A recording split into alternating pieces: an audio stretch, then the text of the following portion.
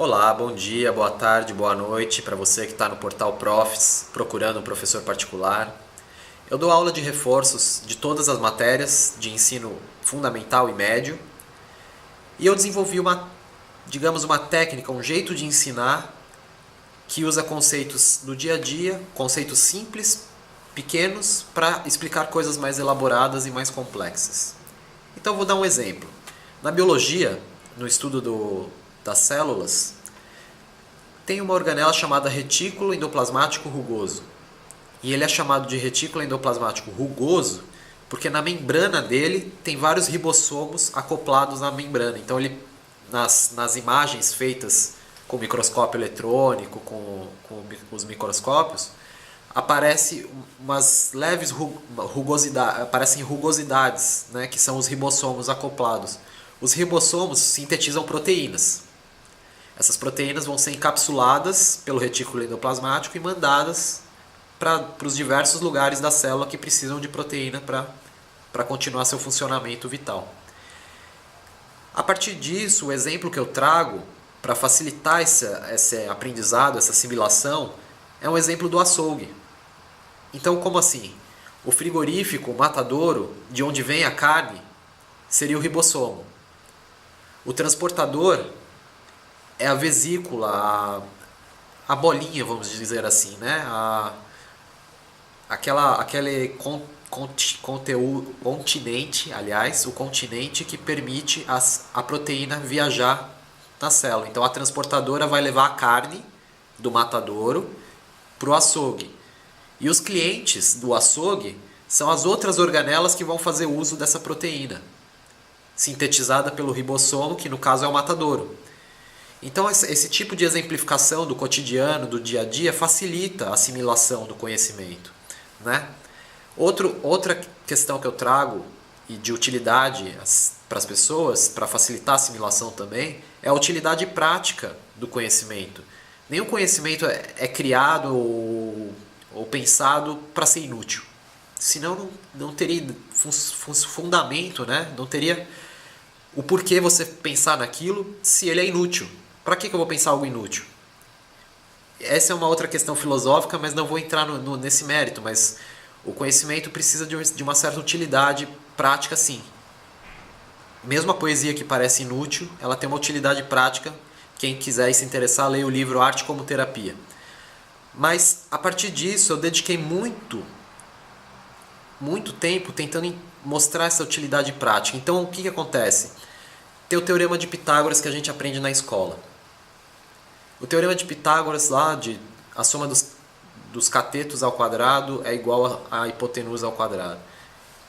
Jogado da forma como é nas escolas, o estudante se sente muito perdido. Qual a função de eu aprender A ao quadrado igual a B ao quadrado mais C ao quadrado? Qual a função prática disso?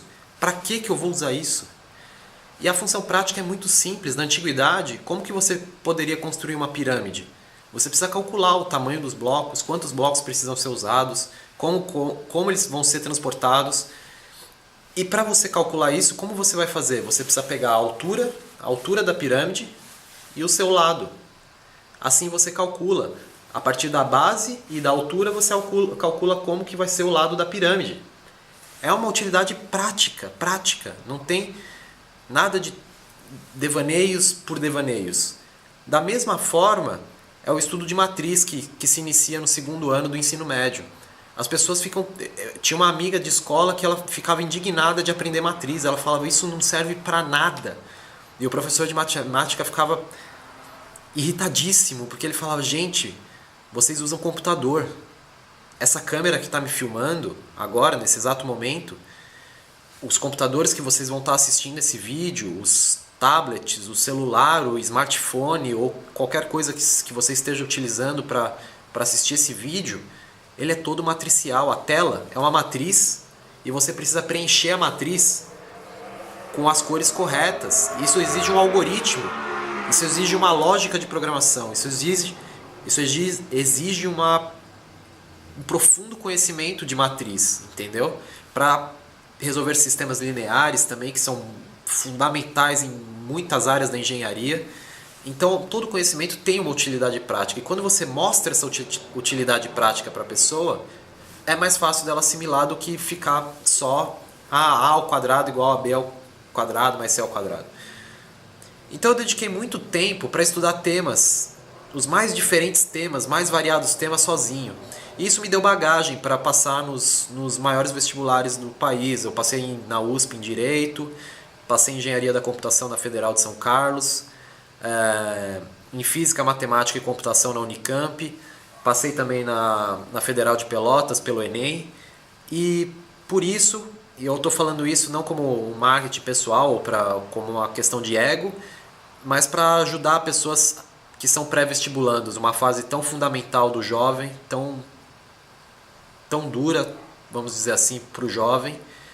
Eu tento trazer a minha experiência e mostrar que é possível levar isso com mais tranquilidade, com mais calma, além do reforço, lógico, porque como eu dou aula de matérias do ensino fundamental e médio, eu dou aula também para pré-vestibulandos, para tirar dúvidas, para assimilar melhor a matéria, técnicas de memorização que ajudam, tudo isso para ajudar o pré-vestibulando nessa fase tão importante da vida dele, né?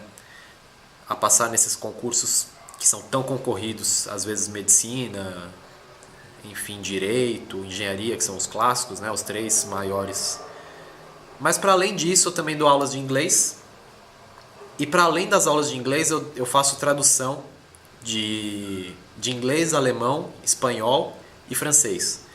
Para quem quiser a tradução, fica esse vídeo de divulgação. Aulas de lógica também, de lógica proposicional, lógica paraconsistente do Newton da Costa. O início da computação eu ajudo também com programação, o início da programação em C, em Java, C++, Python, essas linguagens, porque o que é importante de aprender no início da computação é a lógica. Depois a ferramenta, a tecnologia que você vai utilizar para essa lógica, você aprende rápido. O que é importante é a lógica da programação. Essa lógica que precisa ser aprendida muito bem. Então eu dou essas aulas de lógica para a pessoa se desenvolver depois sozinha e tomar o rumo sozinha, de autodidata, mas esse primeiro empurrãozinho eu costumo dar para ajudar. Para além do âmbito acadêmico e escolar, eu me dedico com muita paixão para assuntos os mais variados, né? Então eu estudo programação neurolinguística, comportamento humano, a psicologia, a PNL, né? A programação neurolinguística surgiu de um ramo da psicologia, mas eu também estudo a psicologia que não é considerada comportamental, como a surgida a partir de Freud, Jung, Lacan. Esses três autores eu domino razoavelmente bem. Dá para passar os conceitos, embora eu tenha minhas divergências enfim. Mas assim como a psicologia behaviorista, né, de comportamental, que a minha namorada psicóloga me traz textos, bibliografia, Skinner, né, principalmente é o clássico, né, do behaviorismo. Então o comportamento humano me chama muito a atenção, né? Como as emoções estão atreladas aos nossos comportamentos, aos nossos sentimentos, ao nosso modo de ver o mundo, de agir, de atuar. E a partir disso, não só isso, eu também me dedico muito a estudar astrofísica, física moderna, quântica e teoria das cordas. Li bastante Stephen Hawking, O Universo numa Casca de Nós, A Breve História do Tempo. Inteligência artificial é um tema que me fascina até o fundo da alma. Imagina você pensar uma máquina que pensa. Como que você traz seres e coisas inanimadas a um primeiro momento?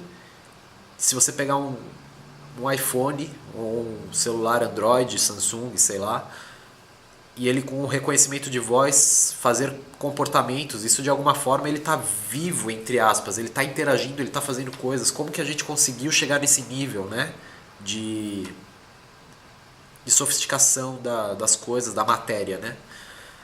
Estudei bastante filosofia, literatura, sou um apaixonado por literatura ocidental. Oriental eu conheço muito pouco, mas o lado espiritual do Oriente me atrai mais. E a partir disso, o lado espiritual, eu li bastante o Osho, alguém que esteja vendo talvez conheça.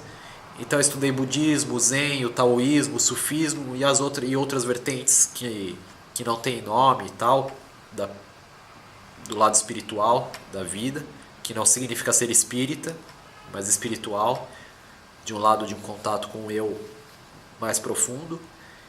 E se algum desses temas e dessas ideias que eu trouxe, ou das aulas, e se surgiu uma necessidade, vem conversar, aí eu dou um forte abraço para você, estudante, continue, siga em frente, porque estudar, todo conhecimento é válido nessa vida, todo conhecimento, desde da coisa mais simples e prática até umas coisas mais abstratas e complexas, todos os conhecimentos são válidos. E eu vou encerrar esse vídeo, eu sendo um poeta, vou me valer de um grande poeta lusófono, que é o Fernando Pessoa, que não sendo apenas uma pessoa, foi 1000 pessoas, que falou que tudo vale a pena se a alma não é pequena. Então a partir disso eu encerro, um forte abraço para você, estudante, siga em frente e continue seus estudos. Forte abraço.